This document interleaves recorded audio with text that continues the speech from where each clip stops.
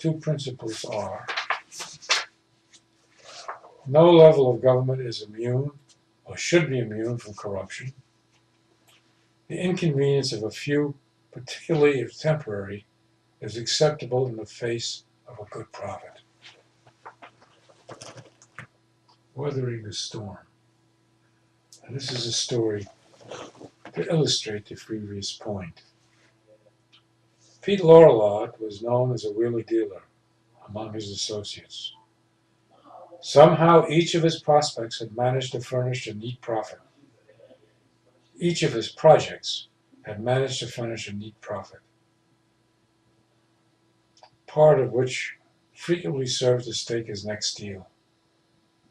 Whether he was into stock transfers, real estate, or restaurants made no difference. Everything seemed to work to his advantage.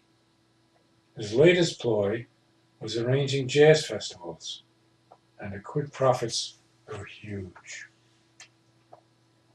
Growing up in the Bronx had no disadvantage. He spent his spare time at the local playground and ball field. It was an all-weather experience, and with ice skating in the wading pool during the winter and softball during the summer. Pete was given the job of choosing up sides for the games and parlayed this into a huge collection of baseball cards. There were always too many kids who wanted to play, but if you saw Pete privately, you could always get in a game. During his high school days, he developed a note-taking service, the first of its kind in those pre-computer days. By convincing a few of the brightest students to make copies of their class notes, Pete found a ready market among the poorest students. College held no interest for him. Money was too easy to come by with simple schemes. He always seemed to find ways to make things work out. A few dollars in the right pocket could usually solve the trickiest problems. Pete sat quietly in his penthouse office, contemplating his latest project. He looked out on a magnificent view of the rivers uniting at the lower corner of Manhattan, flanked by other large office buildings and apartments. He loved the twilight best, with the twinkling lights beginning to appear in many windows, the large ships docked along the wharves, and the silence of the sky threaded with woolly clouds, variously covering golden segments of the setting sun. The city was quiet at this time, in anticipation of a new, exciting night, alive with restaurants, clubs, and discotheques, filling slowly with happy people, the livers, who knew the best New York had to offer. He wondered sometimes about his constant drive for success, for money. He couldn't resist the temptation to organize a deal which smelled of success, even if it had a bad odor. It bore only a faint trace. His mind wandered back to his blue-eyed blonde high school sweetheart, who had jilted him for that fat dental student. No class, he thought. No style. Maybe he'd invite him for dinner at his private table at Rouge et Noir, the best new French restaurant in New York. Drag her out of her Westchester kitchen so she can see what she'd missed. His valet stood at the bar preparing a large second scotch over ice and a few dry roasted peanuts in a small dish. Pete called him Cato, after the Green Hornet's sidekick, but his rather muscular frame and Brooklyn accent guaranteed no confusion with the original. Pete's most recent project had begun to develop in April, with a few scattered posters announcing a post-summer rock festival. Interest was slow at the start, but began to grow with the passing of months and further advertisements. He had already banked $450,000 in advance sales, with an outlay of only $50,000 for the farm, $100,000 for the rock groups, $50,000 for promotion and audio, a neat profit of $250,000 already, and anticipated continued sales for at least another $3 million. What a snap, he mused. Carol looked up. Boss, I'm worried. Forget it, replied Pete. This thing's a snap, it can't miss. We ain't got no leeway this time. Labor Day's the last day of vacation for most of these kids. If we get rain, they ain't going to trek out 50 miles to hear some kooky music. It'll kill the last minute ticket sale. Cato, you worry too much. You know me better than that. It's not going to rain. We're going to have sunshine. Sunshine! We'll clear another 500,000 in sales by showtime. You can't fix God. If it rains, the place will be empty. If we don't get a turnout, there'll be a demand for rain checks. That farmer ain't going to give that place again. It could be a disaster. Cato, calm down. Pour yourself a long one and relax. You don't have to fix God.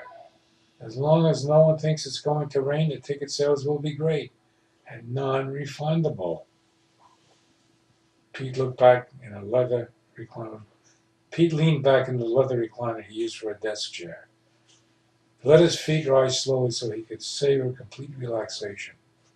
His fingers closed gracefully around the icy glass as he sipped the cool scotch. He gazed out on the city below, the warm glow of evening descending by stories down the concrete giants lining the river. What a town, he thought. Sunday, September 6th.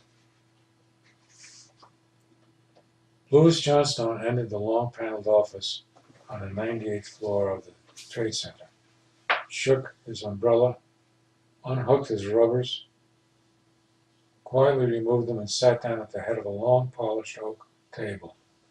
What an awful weekend, he thought. He glanced slowly around the dark paneled walls covered with maps and charts. The large gleaming barometer sat encased in a crystal cage near the door, already dropped a full inch since yesterday. The door opened, and in twos and threes the other members of the panel filed in, took their seats, and began intimate conversations in soft, rhythmic tones. 4 soft bells tinkled and brought the group to attention. Johnstone waited a moment, fingering a white form of papers before him, and assuring absolute silence. He began to read calmly, gathering a certain rhythm as he became more animated. Gentlemen, things look bad for tomorrow. There's a heavy low-pressure area moving in advance of Hurricane Philomena. Who on earth selected that name, he thought. With winds increasing to 40 knots by the morning, the barometer is 29 inches and still falling. Weather stations in the Carolinas and South Jersey have reported heavy rains heading our way with gale force winds. 2 ships off the coast are foundering in the periphery of the storm, but there's no sign of it heading out to sea. We're in for it. He glanced at the stiff, white-bloused Vassar graduate who was taking notes.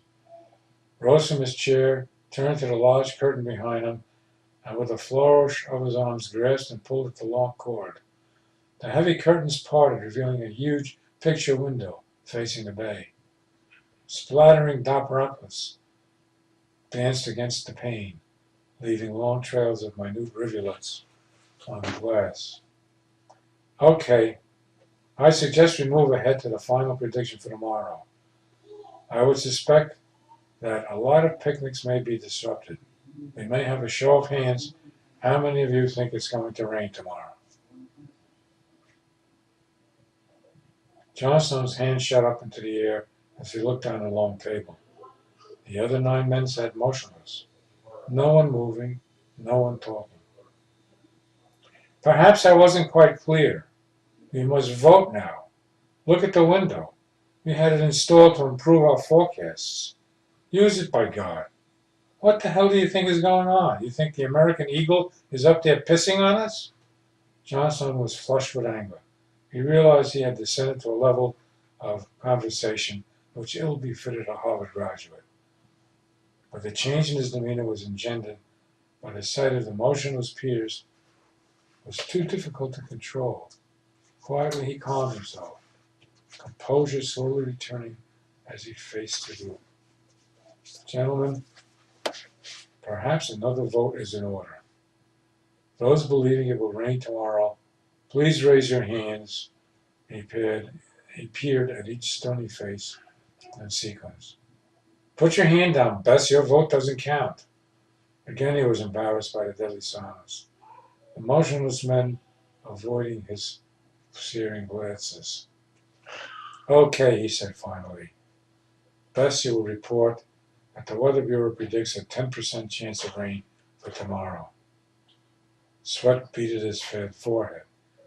He tried to calm himself, slowly glaring at the figures along the table.